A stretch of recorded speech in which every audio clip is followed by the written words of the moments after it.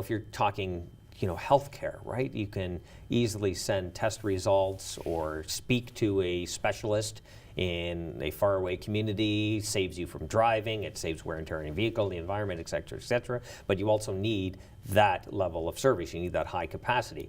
You can talk about education, right? We want to lure students to come to our colleges and universities, but one of the things they're going to ask for is internet. And if you don't have it, that's a bit of a problem.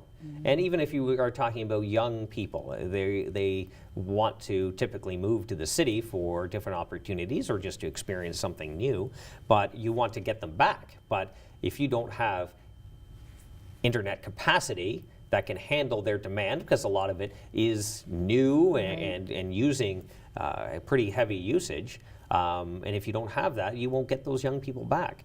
And so in my area, it's no different than the cottagers. Many of them can possibly work from home, and they are willing to do that on the, maybe an extra day on the Monday, on the Friday, Right. And that means they're spending If they money have in our the community. tools. But if they have the tools, yes. If they have the tools, and Exactly. then they're spending those dollars in our Yes, communities. and winters can be long in some of these tourist communities, so you need to try to grab as much money as you can from them. And if we can get them to spend in our communities, but we need them here longer. In order to do that, we need to ensure that the tools are there for them.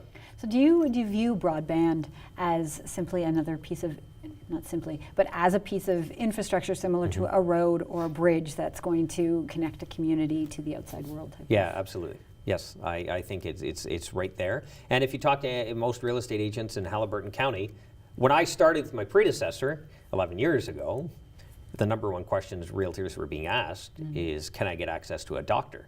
Now it's, can I get access to internet? And if the answer is no, that house is off the list. So that just shows you the level of importance, if you will.